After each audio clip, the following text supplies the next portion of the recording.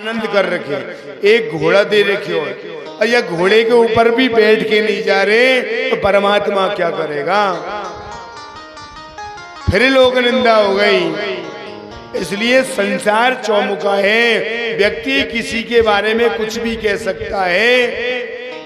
इसलिए परमात्मा कहते हैं इधर से सुनो और इधर से निकालो। सिर्फ परमात्मा पे विश्वास करना चाहिए, परमात्मा हमारे साथ होना चाहिए। ये करेगा जो होगा, क्योंकि व्यक्ति का काम है कर्म करना। कर्म प्रधान ईश्वर की राखा, जो जस करई तो तसे पर जाखा। कर्म प्रधान ईश्वर की राखा, जो जस करई तो तसे फल जाखा। कर्म प्रधान ईश्वर की राखा, कर्म प्रधान ईश्वर की राखा। जो जस करई तो तसे फल चाखा, जो जस करई तो तसे फल चाखा। हरि व्यापक सर्वत्र समाना, हरि व्यापक सर्वत्र समाना। श्रीमद् प्रगटे होय में जाना, प्रेम से प्रकटे होई में जाना। हरि व्यापक सर्वत्र समाना, प्रेम से प्रगटे होय में जाना। हरि व्यापक सर्वत्र समाना, प्रेम से प्रकट होई में जाना। कर्म प्रधान ईश्वर की राखा, कर्म प्रधान विश्व कर राखा। जो जैसे करही सो तसे फल पावा। प्राणी का कर्म है कर्म करना, फल की इच्छा नहीं करनी चाहिए।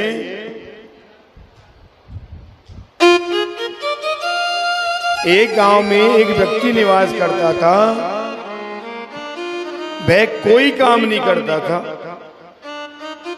उसका रोज का एक नियम था, भगवान का भजन करता। और कौन सा भजन करता? एक ही मंत्र था उसके पास, न सोचयति न कामचति। ना तो सोचना है ना कोई काम करना है, जो परमात्मा करेगा वो ही होगा।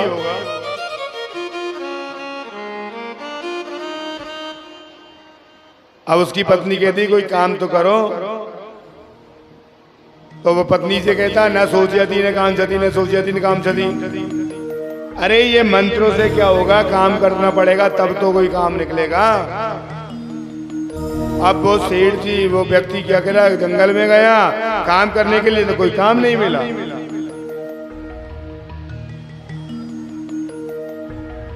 अब घर को आया तो अपनी पत्नी से कहने लगा मुझे तो कोई काम नहीं मिला। और पत्नी से कह दी कि देखो मैं जंगल में गया था, लेकिन मुझे एक घड़ा मिला मटका, उसके अंदर हीरे जवाहरात भरे हुए थे और मैं उसको लेके नहीं आया। पत्नी लड़ने लगी, जब तुमको भगवान ने दे दिया तो लेके क्यों नहीं आए? तो उसने कह दिया न सोचयति न कामचति, ना तो सोचना है ना कोई काम करना है। अब इस बात को जैसे ही कही तो उस मकान के बाहर दीवार से कुछ चोर बात को सुन रहे थे।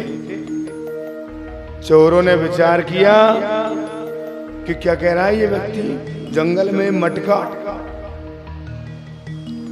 जंगल में मटका। अब चोर वहां से चले और चोरों ने जाकर देखा तो कोई मटका नहीं मिला। एक फिर दिखा एक मटका, तो मटके में देखा तो मटके के अंदर एक काला। ठीक, अब चोरों ने क्या किया, उस मटके के कलश को मुख को बंद किया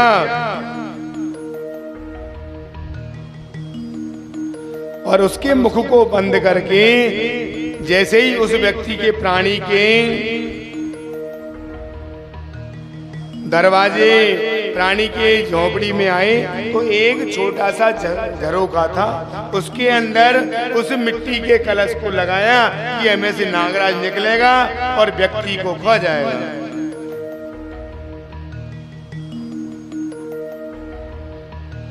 अब परमात्मा की ऐसी असीम कृपा भई कि जब उन्होंने मिट्टी के कलश को लगाया तो उन्होंने तो सोचा कि नागराज निकलेगा, लेकिन भगवान की ऐसी कृपा भई कि उसके अंदर से हीरे जवाहरात लुटने लगे। हीरे जवाहरातों की बरसात होने लगी। तो व्यक्ति कहने लगा, देख देख देवी, मैंने कहा था न सोचयति न कामचति, परमात्मा के ऊपर छोड़ दीजिए, परमात्मा छप्पड़ फाड़ के दे देता है। यदि परमात्मा की कृपा होगी तो परमात्मा छप्पड़ फाड़ के आपको देगा।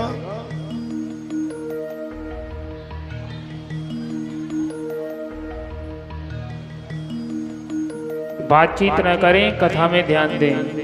भी परमात्मा मिलते हैं। एक गांव में एक किसान निवास करता था। अब वो किसान क्या करता, रोज खेत में जाता, अपनी खेती करता और अपने खेत की रक्षा करता। अब उसी खेत के पास में एक महात्मा जी निवास करते थे। अब महात्मा जी क्या करते, रोज संध्या वंदन करते, प्रातः काल आते और संध्या करते। संध्या कैसे करते, नाक को बंद करी, ऊपर खींची, नीचे उतारी। अब किसान देख रहे हो रोज कि नाक बंद करके ये बाबा जी काहे कर रहे हैं रोज। भाई ये रोज क्या करता है। अब किसान जब महात्मा की संध्या वंदन पूरी हुई तो महात्मा जी से कहने लगे, किसान कह रहा है, बाबा बाबा आप रोज ये नाक बंद करके काहे कर। मैं नाक बंद करके परमात्मा से मिलान करता हूँ। नाक बंद कर लूं नहीं जब मुझको परमात्मा दिखने लग जाए। किसान ने सोची नाक बंद करने से ही परमात्मा दिख रही, ठीक है मैं भी करूँगा परमात्मा से मिलने के लिए। अब महात्मा जी तो कह के जाने लगे। अब किसान बैठ को आसन लगा, किसान बैठ के आसन लगा के मैं भी संध्या करूं तुम्हारी तरह। अब महात्मा जी तो क्या करते कि एक नाक बंद करते एक को छोड़ते। अब किसान ने क्या किया कि दोनों ही नाक बंद करते। अब दोनों ही नाक बंद करके भगवान का भजन करने बैठ गया। अब किसान महात्मा जी तो चले गए। अब महात्मा जी जब जा रहे थे तो किसान की पत्नी पूछने लगी, बाबा बाबा आज हमारे पति कहाँ हैं। क्या वो तो संध्या कर रहे हैं। किसान की पत्नी सोचने लगी कि मैं घर में बैठी हूं और कौन सी संध्या को लेवे चले गई है। घर में बैठी हूं मैं और संध्या को हेरे, कौन सी संध्या है। अब किसान ने क्या किया, अपनी दोनों नाकें बंद कर ली और सांस को ना ऊपर जाने दे ना नीचे जाने दे, सांस को यादर में रोक दी। परमात्मा के सिंहासन आने लगे, भगवान का सिंहासन आने लगा कि ये क्या हुआ।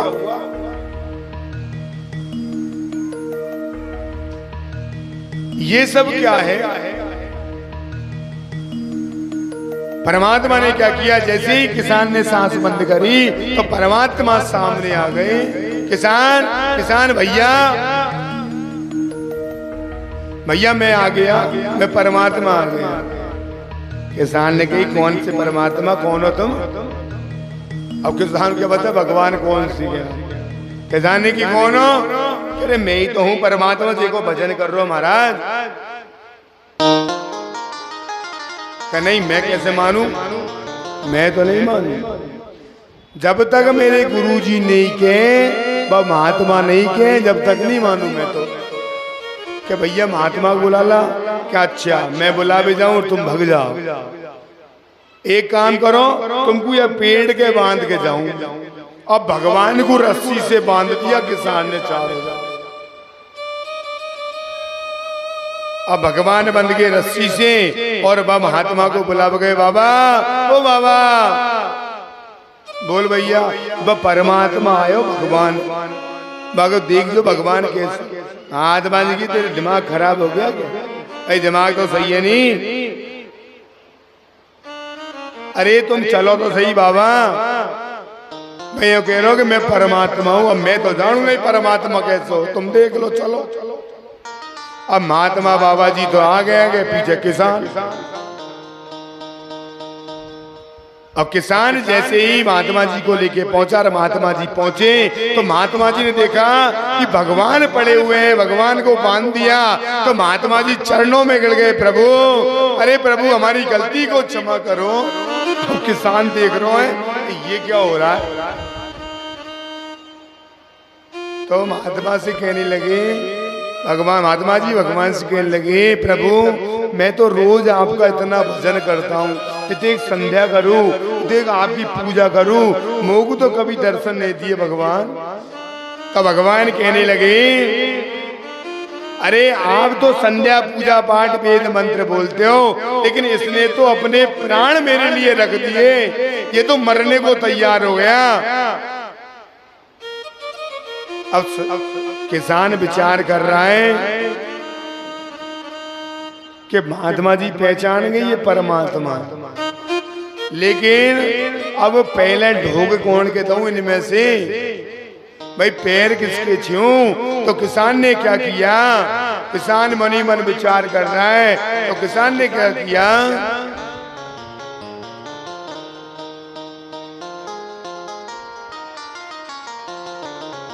किसान ना समझ तो था ही, वो तो कलक डंडो देने लगा, प्रभु मेरी गलती को क्षमा करो, लेकिन मुझ पर कृपा बरसाए रखो। जो सीधे साधे व्यक्ति होते हैं वो परमात्मा प्रभुता पाहिताई मद नाही, नहीं गोवते जने माजग माही। प्रभुता पाई ताई मद नाही, नहीं गोवते जने माजग माही।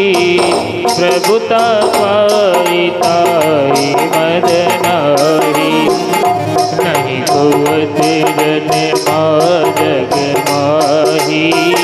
प्रभुता पाई ताई मद नाही, नहीं गोवते जने माजग माही।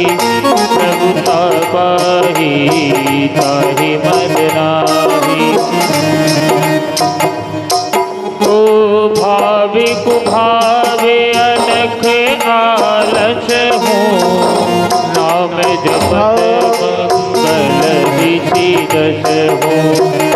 भावे कुभावे अनख आलस हूँ, भावे कुभावे अनख आलस हूँ। नाम जपत मंगल विधि दस हूँ। नाम जपत मंगल दस दिस हूँ। परमात्मा का नाम चाहे भाव से लीजिए चाहे गुभाव से लीजिए मंगलदायक है।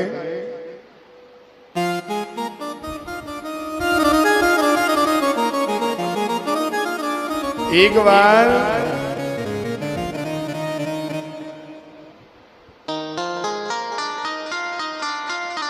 भोले बाबा ने क्या किया, एक भोले बाबा का परम भक्त था एक जाट का।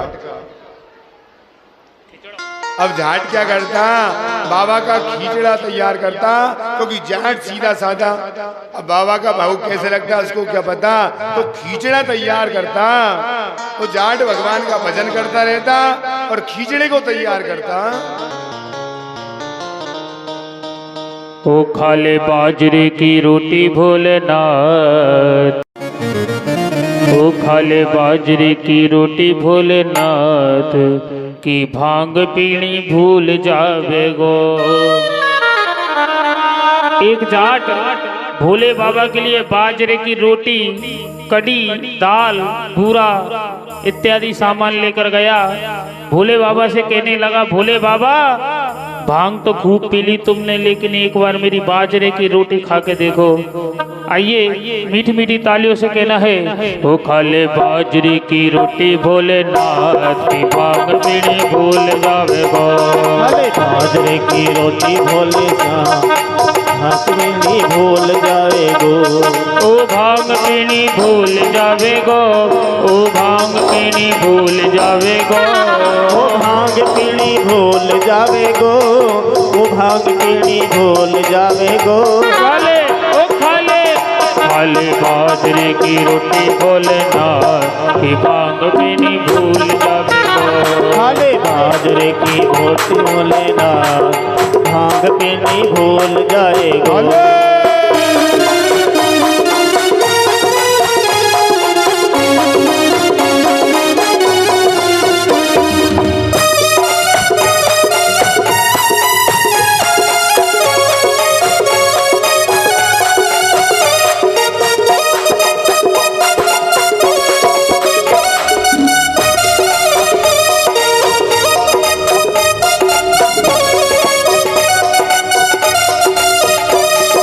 बाजरे का आटा राजस्थान से लाया, बाजरे का आटा राजस्थान से लाया, बाजरे का आटा राजस्थान से लाया।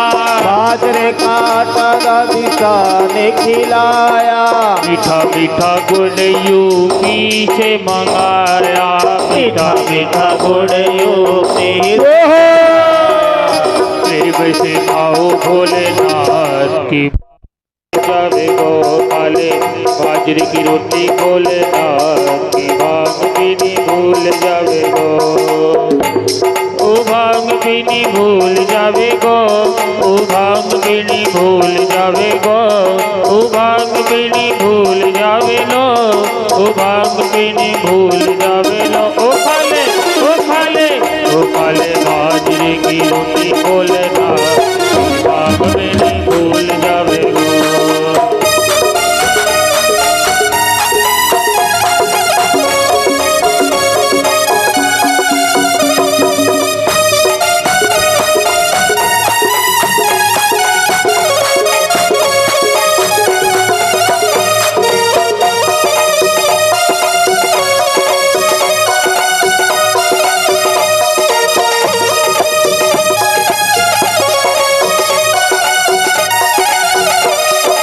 बाजरे की रोटी भोले बड़ी है कमाल की, बाजरे की रोटी भोले बड़ी है कमाई की। देसी घी की चाटनी मेरी दाल भी तैयार भी, देसी घी की चाटनी मेरी दाल भी तैयार भी। प्रेम से खाओ भोलेनाथ की भांग पीनी भूल जावे लो। भले बाजरे की रोटी भोलेनाथ की भांग पीनी भूल जावे गो।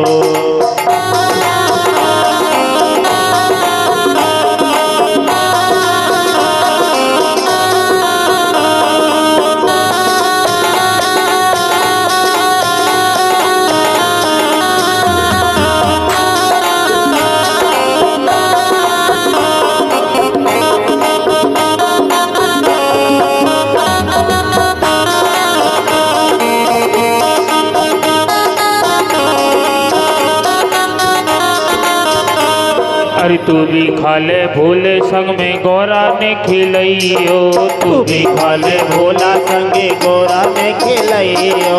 गौरा ने खिलइयो संग में गणपत ने खिलइयो, गौरा ने खिलइयो संगे गणपत ने खिलइयो। तू भी खा ले भोला संग में गौरा ने खिलइयो, तू भी खा ले भोला संगे गणपत ने खिलइयो। गणपत ने खिलइयो संग में नंदी को खिलइयो, गणपत ने खिलइयो संग नंदी को खिलइयो। प्रेम से लाओ भोलेनाथ भांग पीनी भूल जावे लो। बाजरे की रोटी खा ले श्याम भांग पीनी भूल जाएगो।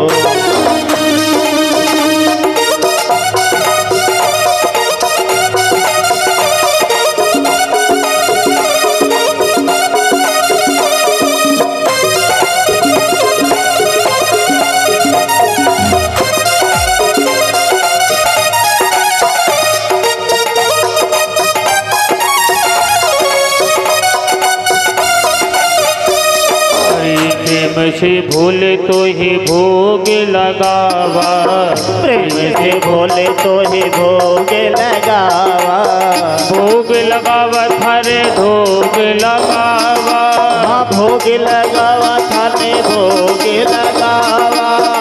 अर्जी करो कार की भांग बीड़ी भूल जावे लो, बाजरे की रोटी भोलेनाथ भांग पेड़ी भूल जावे गो, काले बाजरे की रोटी भोलेनाथ की भांग बीड़ी भूल जावे लो, काले बाजरे की रोटी भोलेनाथ भांग पेड़ी भूल जावे गो, ओ भांग बीड़ी भूल जावे लो, तो भांग पेड़ी भूल जावे गो। बोले शंकर भगवान की जय हो। श्री शिवाय नमस्तुभ्यं। श्री शिवाय नमस्तुभ्यं।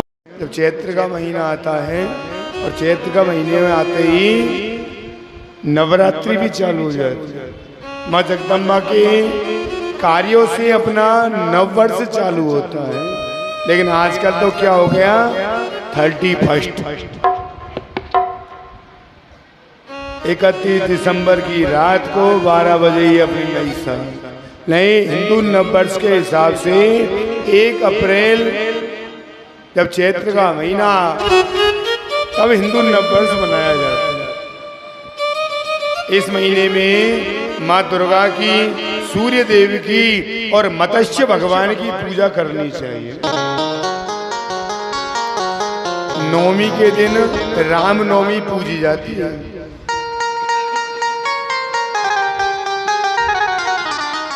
इस महीने में गुड़ का और मिश्री का सेवन नहीं करना चाहिए। सेवन किसका करना चाहिए, क्या खाना चाहिए?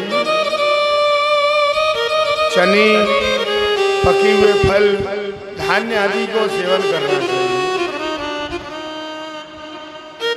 बैसाख के महीने में क्या होता है? बैसाख के महीने में बड़ा महीना माना जाता है बैसाख का। इस महीने में भगवान विष्णु की पूजा की जाती है। और बैसाख के महीने में ही क्या आती है? आखा तीज, अक्षय तृतीया। इस दिन क्या हुआ था?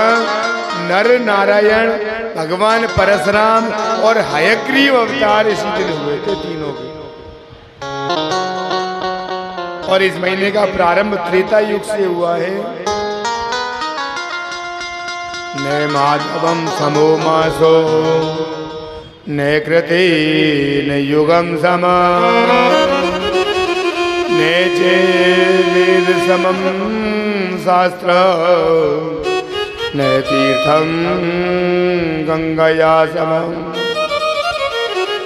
बैसाख का महीना सारे युगों में श्रेष्ठ है। जैसे सभी नदियों में गंगा श्रेष्ठ है, उसी प्रकार सभी महीनों में बैसाख का महीना सर्वश्रेष्ठ बताया गया है।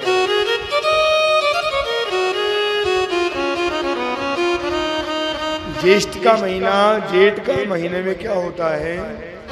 जेठ के महीने में सूर्य देव की पूजा की जाती है। अब सूर्य देव की पूजा इसलिए की जाती है क्योंकि विकट गर्मी पड़ती है।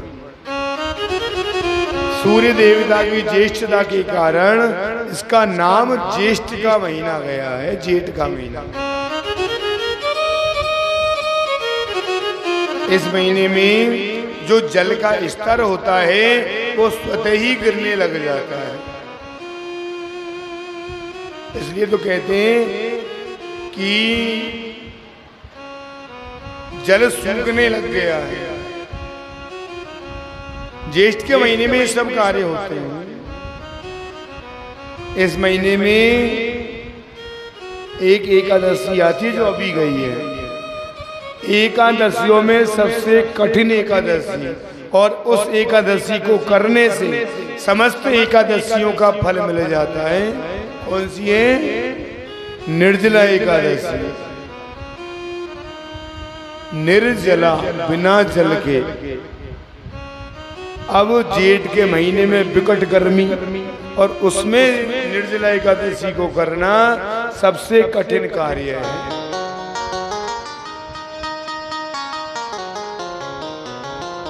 गंगा दशहरा का पर्व भी उसमें ही आता है। इस महीने में सबसे ज्यादा दान कर रहे हैं तो जल का करना चाहिए, प्याऊ खुलवानी चाहिए, जिसको भी हो जल पिलाना चाहिए। और जेठ के महीने में ही जब भगवान राम जंगल में भ्रमण कर रहे थे और जब हनुमान जी महाराज से भेंट हुई तो यही महीना था जब भगवान राम से मुलाकात।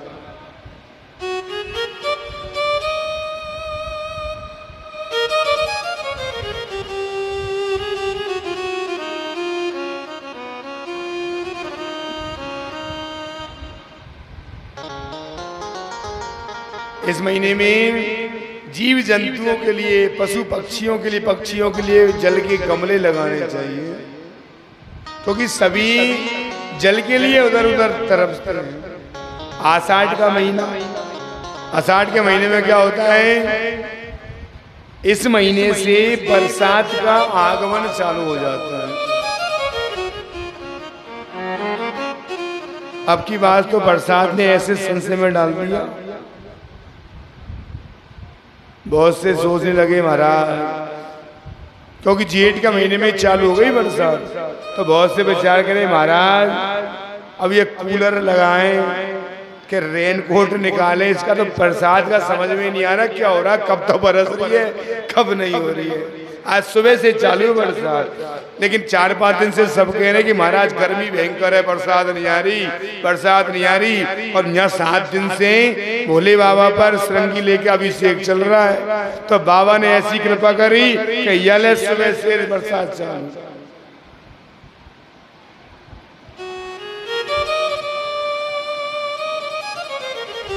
इनका रोज विसर्जन होता है, रोज यजमान जाते हैं, रोज यजमान कहते हैं महाराज गर्मी लग रही है, गाड़ी में एसी चलाओ, हम गाड़ी जाते हैं एसी चलाओ इसका। परमात्मा की ऐसी मेहर हुई कि बिना एसी के ऐसी हवा चलाती। इसमें भगवान विष्णु की उपासना की जाती है, भगवान के खड़ाऊ की, छत्ते की और नमक का सारे कार्य पूर्ण हुए थे। और जो गुरु पूर्णिमा का पर्व आता है वो भी इसी में आता है।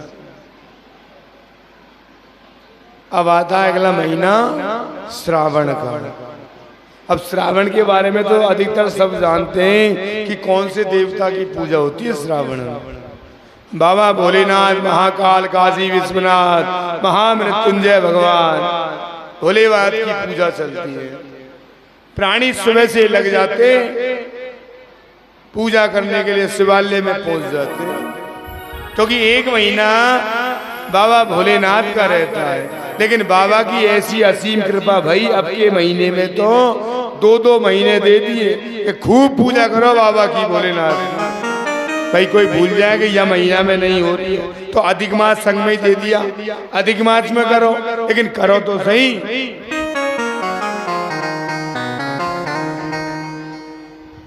जिनके आगे सारी सृष्टि झुकी है उनको नमन करना चाहिए, क्योंकि जब बाबा का तीसरा नेत्र खुलता है तो संहार करने में, सबको नष्ट करने में समय भी नहीं लगाते हैं।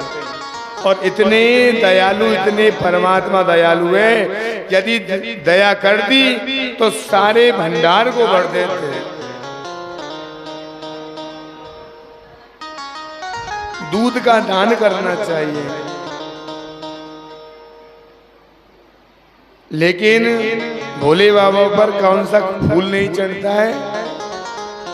केतकी का फूल, जो केवड़े का फूल होता है बाबा पर नहीं चढ़ता। अब बहुत से क्या करते हैं, कोई सूखी भांग लिया है, कोई गीली भांग लगे पी बाबा, पी बाबा, लेकिन बाबा पे भांग चढ़ती नहीं है।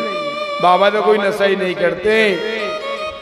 अब जब भांग पीनी हो किसी को तो क्या करते हैं कि चलो भांग घोटते, मंदिरों में भांग उठती है तो चढ़ाओ पहले भोलेनाथ को, भोले बाबा पे चढ़ाई और खुद भोलेनाथ बन के फिर पान करते हैं वो, फिर भोलेनाथ की तरह नृत्य करते तांडव। इस महीने में क्या नहीं खाना चाहिए? बैंगन। अगला महीना आता है भादों का महीना, भाद्रपद महीना। अब ये कौन के लिए श्रेष्ठ है? कौन से देवता की पूजा होती है इसमें? जिन्होंने रात के 12 बजे जन्म लिया, जेल कोठरी में जन्म लिया, अंधेरी रातें बसदेव जी के यहाँ, देवकी के यहाँ के जन्म लिया। लाला कृष्ण का जन्म, कृष्ण जन्माष्टमी इसी महीने में आती है। ये व्रत भी वो सबसे कठिन, सुबह से भूखे रात के 12 बजे तक टंगे रहो। अब जैसे जैसे रात के 12 बजते हैं और समय नजदीक आता है, तो कहते हैं भगवान कब जन्मोगे, जल्दी। इस महीने में कृष्ण जन्माष्टमी आती है, हरियाली तीज आती है, गणेश महोत्सव आता है, ऋषि पंचमी, अनंत चतुर्दशी का सब त्योहार इसी में आ जाते हैं।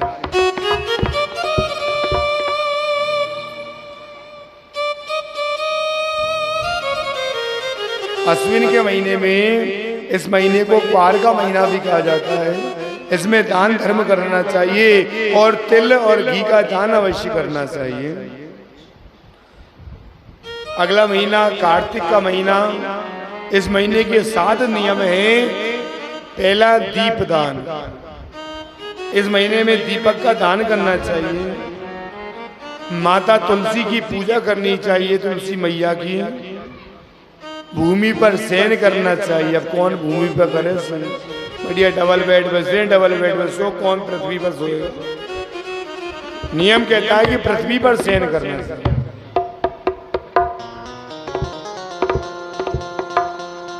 ब्रह्मचर्य का पालन करना चाहिए, संयम से रहना चाहिए। ब्रह्म मुहूर्त में उठकर परमात्मा की आराधना करनी चाहिए। बहुत सी महिलाएं तो करती है कार्तिक नहाते हैं, कार्तिक नहा लो।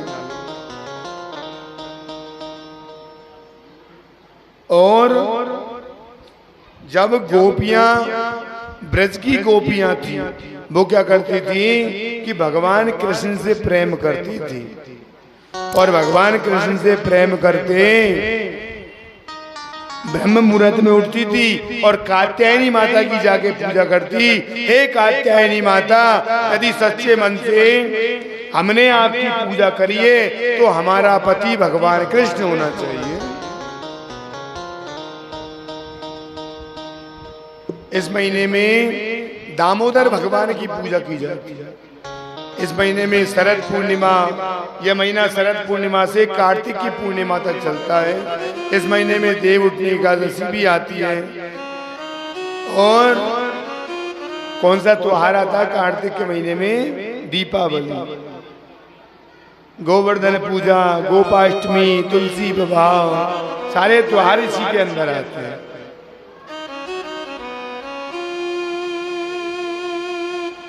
अगला महीना आगैन का महीना। इस महीने में, इस महीने का प्रारंभ सतयुग से हुआ। इस महीने में काल भैरव बाबा भोलेनाथ का जो अवतार है, काल भैरव की पूजा होती है। पौष का महीना, इसमें सूर्य देवता की पूजा करनी चाहिए। नमक का सेवन नहीं करना चाहिए। माघ के महीने में सारे मांगलिक कार्य प्रारंभ हो जाते हैं, क्योंकि 4 महीने बंद रहते हैं। मगा नक्षत्र, नक्षत्रों में एक नक्षत्र है मगा नक्षत्र, उसके नाम पर इसका नाम मगा पड़ा, माघ नाम। इस महीने में तिल गुड़ का सेवन करना चाहिए।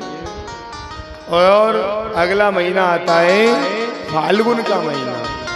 इस महीने में चंद्रदेव की आराधना करनी चाहिए। फाल्गुनी नाम के नक्षत्र के कारण इसका नाम फाल्गुन पड़ा। और 13वां महीना कौन सा आता है? अधिक मास का महीना, जो 3 साल में एक बार आता है। अब ये अधिक मास बना कैसे? इसको किसने बनाया?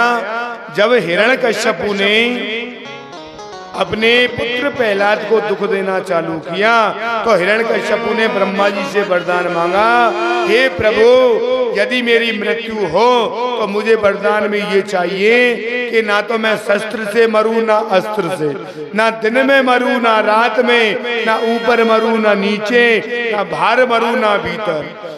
आपके द्वारा जो 12 महीने बने उसके अंदर नहीं बनूं, ना नर से मरूं ना सिंह से मरूं, ना स्त्री से मरूं ना पुरुष से मरूं। तो भगवान ने क्या किया? उसका वध करने के लिए नरसिंह अवतार धारण किया और उसको ले जाकर भगवान के ब्रह्मा जी के वरदान का ध्यान रखा, ना ऊपर मरूं ना नीचे मरूं, तो अपने घुटनों पर रख लिया, ना बाहर मरूं ना भीतर मरूं, देहरी पर ले आए और 12 महीने में नहीं मरूं। तो परमात्मा ने क्या किया? 13वां महीना अधिक मास का लौंद का महीना बना दिया, तब जाके ये 13वां महीना तैयार हुआ, जो 3 साल में एक बार आता है। और इस समय अधिक मास का महीना चल रहा है, जो अधिक मास के महीने में परमात्मा का भजन करता है, परमात्मा उसकी अवश्य सुन लेते हैं।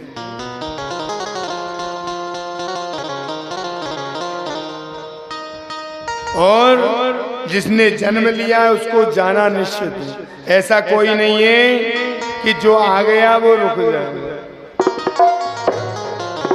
कोई भी प्राणी खाली हाथ तो आया और खाली हाथ ही जाएगा।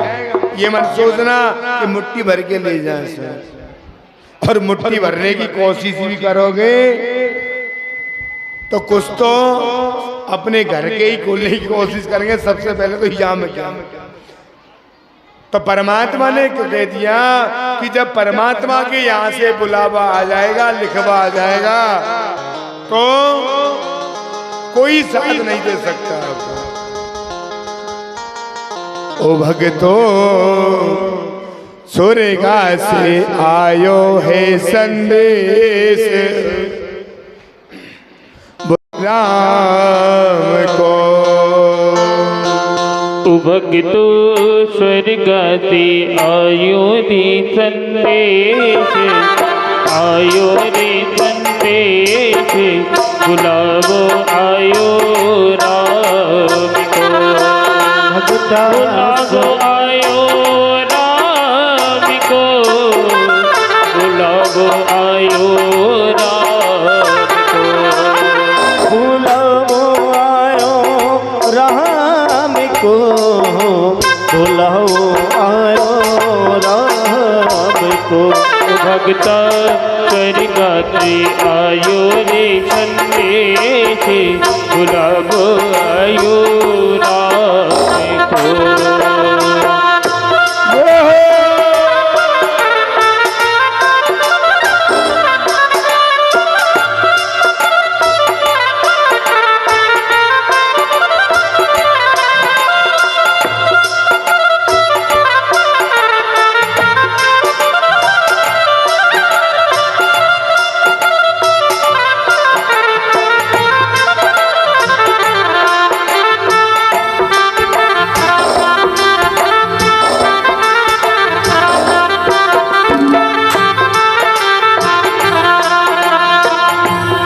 जब प्राणी का अंत समय आएगा तो प्राणी जब यमराज के दूत लेने आएंगे तो यमराज के दूतों से क्या कहता है प्राणी?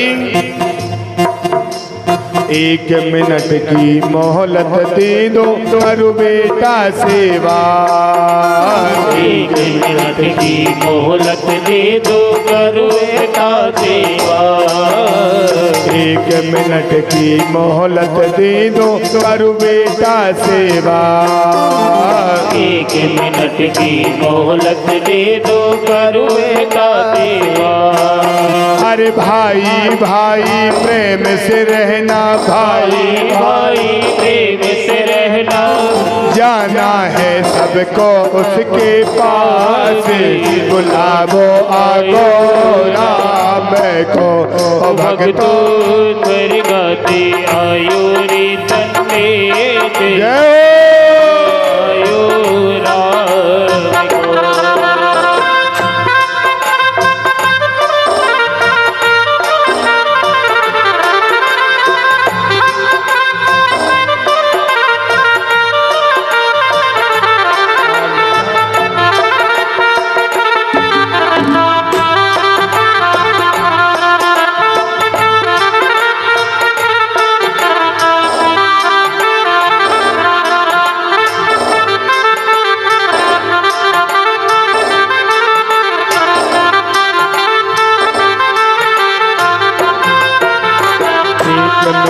की मोहलत दे दो, करो पति सेवा। 1 मिनट की मोहलत दे दो, करो पति सेवा। 1 मिनट की मोहलत दे दो, करो पति सेवा। 1 मिनट की मोहलत दे दो, करो पति सेवा।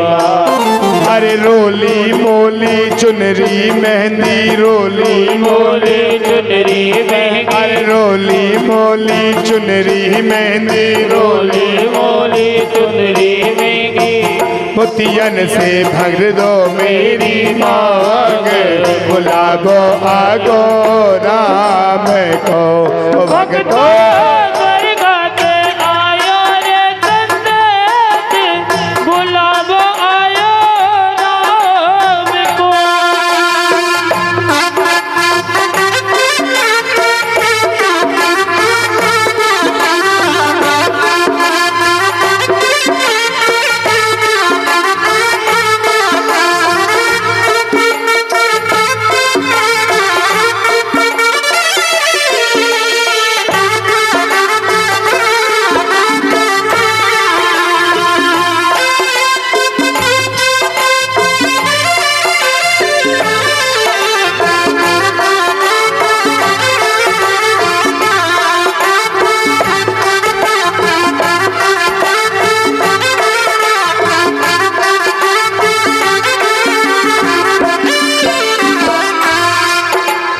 एक मिनट की मोहलत दे दो, करो कन्हैया सेवा।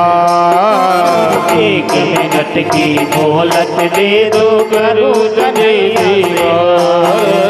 1 मिनट की मोहलत दे दो, करो कन्हैया सेवा। 1 मिनट की मोहलत दे दो, करो कन्हैया सेवा। अरे जीवन मेरा बीत गया, अब जीवन मेरा बीत गया है, जीवन मेरा बीत गया, अब जीवन मेरा बीत गया है। कर दो तुम भव से मुझको पार, बुलावो आगो राम को। भक्तो स्वर्गति आयो रे बंदे, बुलावो आयो राम को।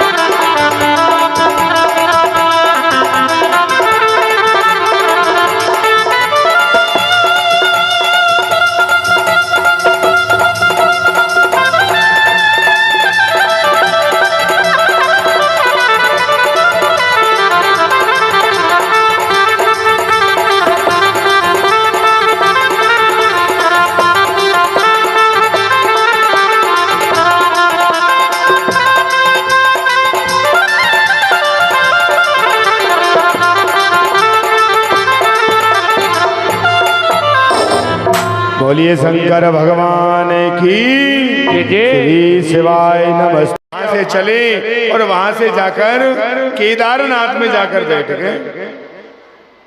अब पांडवों को पता चला कि बाबा वहां है। बाबा के पीछे पहुंचे तो बाबा ने क्या किया, एक भैंसे का रूप धारण कर लिया और भैंसे का रूप लेकर भैंसों में जाकर मिल गए, भैंसों के अंदर। अब भैंसों का रूप लिया तो पांडवों ने पहचान लिया। तो पांडवों ने पहचाने तो बाबा भैंस का रूप लेकर जमीन में जाने लगे तो भीम ने उस भैंसे का पैर पकड़ लिया। अब भैंसे का जैसे ही पैर पकड़ा तो उसके अंदर से बाबा भोलेनाथ प्रकट हुए और जो उस भैंसे का सिर है वो तो नेपाल के अंदर काठमांडू उसके अंदर पशुपतिनाथ रूप में स्थापित है और जो उस भैंसे की पीठ रूपी है, पृष्ठ है, जो पीठ है वो केदारनाथ में स्थापित है। जो शिवलिंग केदारनाथ में है वो उस भैंसे की पीठ है।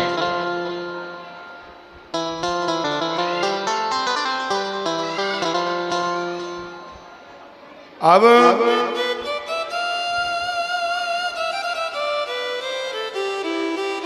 और दूसरी मान्यता ये भी आती है, दूसरी कथा ये भी बताते हैं, एक कथा और है। दूसरी कथा में ये बताया है आनंद पुराण के अनुसार कि भगवान भोलेनाथ ने चिंकारे का रूप धारण किया, चिकारे का, और उस चिकारे का रूप धारण किया और निद्रा में वह गहन निद्रा में बैठे हुए थे। देवताओं ने उन्हें खोजा और देवताओं ने खोजने के पश्चात उनको वाराणसी लाने की कोशिश करी, तो उस चिंगारे के सींग के 4 टुकड़े हो गए और चारों टुकड़े काठमांडू के अंदर गिरे, जिससे पशुपतिनाथ भगवान का जन्म हुआ। अब पशुपतिनाथ यदि कोई गया हो तो उस शिवलिंग के 5 मुख है, चारों दिशाओं में 4 मुख और 1 मुख उनके ऊपर है। जो पशुपतिनाथ हैं उनके 5 मुख और पंचमुखी जो ये पशुपतिनाथ हैं उनको पंच केदार भी कहा जाता है। पंच केदारनाथ की कथा भी है। प्रथम तो केदारनाथ, द्वितीय केदार महेश्वर, तीसरे केदार पुंगनाथ, चौथे रुद्रनाथ और 5वें कल्पेश्वर महादेव। ये 5 केदार।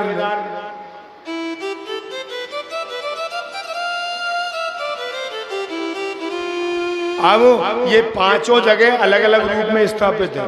केदारनाथ में तो बाबा भोलेनाथ स्थापित है और बाबा भोलेनाथ की पीठ स्थापित है, और जो तुंगनाथ है वहां पर उनकी भुजा स्थापित है। रुद्रनाथ के अंदर उनका मुंह स्थापित है, महेश्वर के अंदर उनकी नाभि स्थापित है और कालेश्वर के अंदर, कल्पेश्वर के अंदर बाबा की जटाएं स्थापित है। यह मंदिर नेपाल के अंदर काठमांडू के पास देवपाटन नाम का गांव पड़ता है, उसमें बागमती नदी किनारे पास स्थित है। यहाँ जो पंचमुखी है उनमें जो पूर्व दिशा में मुख है उसको तो कहते हैं तत्पुरुष, पश्चिम मुख वाले को सदजोत, उत्तर मुख वाले को अर्धनारीश्वर, दक्षिण मुख वाले को अघोरा कहा जाता है, और जो ऊपर की तरफ मुख है उसको ईशान मुख कहा जाता है। लेकिन पश्चिम द्वार के सामने एक विशाल मूर्ति है नंदी की। नंदी की मूर्ति स्थापित है। मान्यताओं में ये आता है कि वहां पर नंदी के सामने कभी भी ढोग नहीं लगाई जाती, और जो नंदी के आगे ढोग लगाता है उसके काम सिद्ध नहीं होते।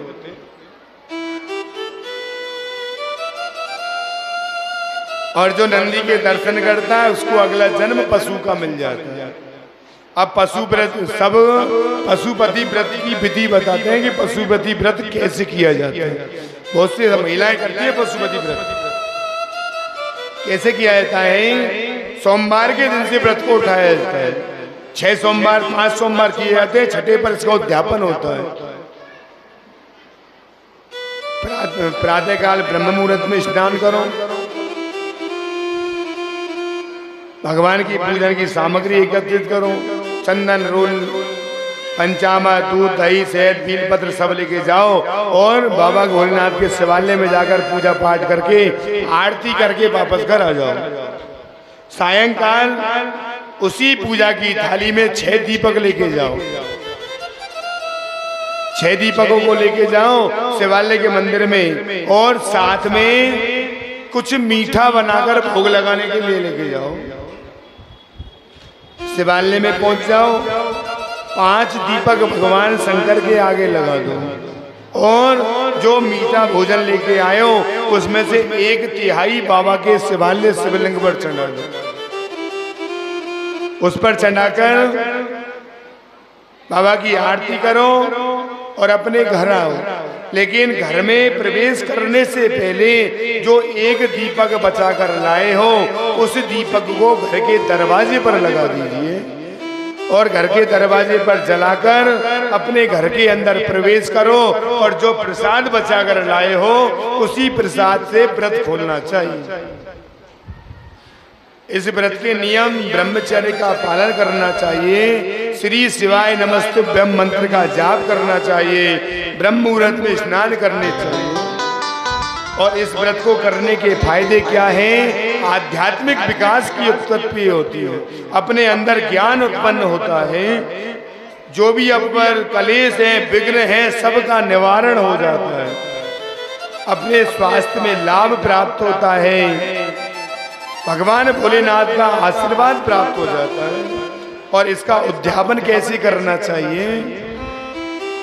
5 सोमवार के व्रत करो, छठे सोमवार के दिन मंदिर में जाओ, लेकिन जैसे चावल, मूंग, मखाने, बिल्व पत्र, ऐसी कोई एक चीज ले लो जिसकी मात्रा 108 होनी चाहिए, उनको ले जाकर बाबा के चरणों में चढ़ा दीजिए और बाबा से विनती करे, प्रभु जो हमने इस कामना के लिए आपकी सेवा करी, ये व्रत को हमने धारण किया, वो कामना हमारी संपूर्ण होनी चाहिए।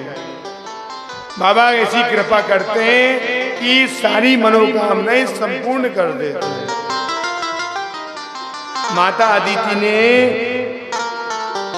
ने भी व्रत धारण किया, पयोव्रत नाम का, जिसको धारण करने से नियम कायदे कानून से किया तो भगवान 52 ने आकर वहां अवतार धारण किया, परमात्मा उनके घर आकर जन्म को धारण कर लिया, सारे देवताओं के दुखों को दूर कर दिया।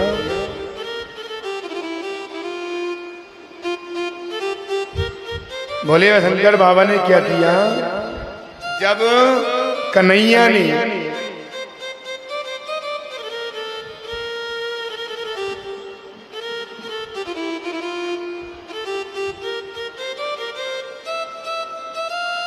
सभी खाटू बाबा के भक्त हैं, खाटू श्याम जी कथा कह रहे हैं, गाड़ साहब जो सुना दो। अब खाटू बाबा कहां से आए, कैसे अवतरित हुए, इनकी क्या कथा है, इनके मंदिर की मान्यता क्या है, जो हम यहां से पैदल वहां पहुंच जाते हैं, क्योंकि उनका नाम है हारे का सहारा। जो हार जाता है उसको जिताने वाला बाबा श्याम।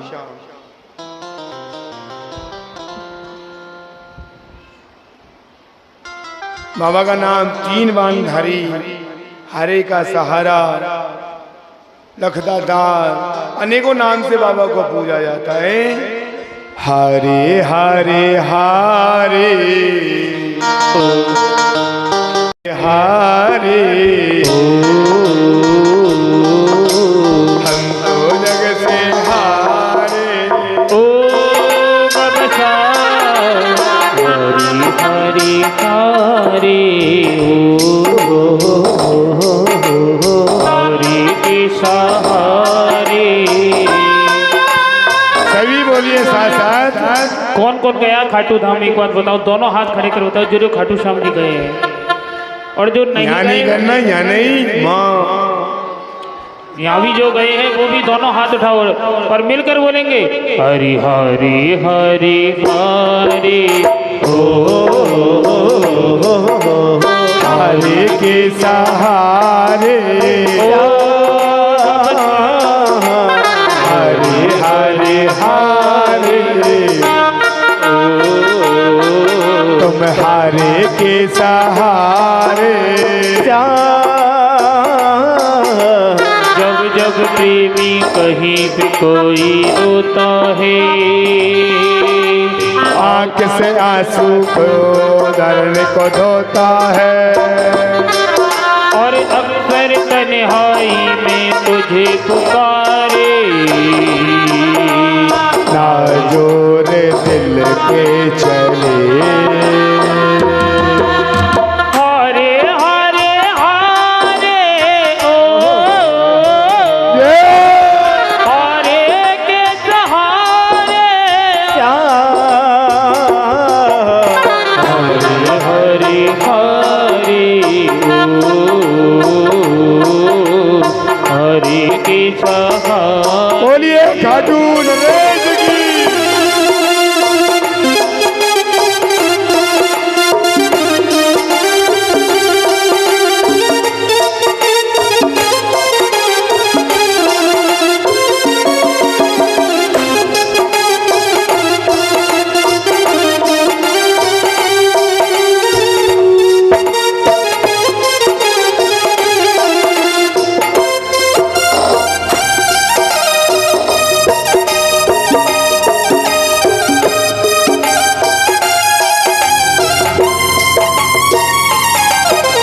क्या दूं तुझे क्या है मेरा, क्या दूं तुझे क्या है मेरा, जो है मेरा सब कुछ तेरा, जो है मेरा सब कुछ तेरा। तेरे भरोसे रहूं सावरे, तेरे भरोसे रहूं सावरे। दोनों हाथ ऊपर उठा दे। हरे हरे हरे हरे के सहारे हरे हरे हरे हरि के सहारे। तुझे न देखूं तो चैन मुझे आता नहीं, तुझे न देखूं तो चैन मुझे आता नहीं। कोई तेरे सिवा कोई और मुझे भाता नहीं है, तेरे सिवा कोई और मुझे भाता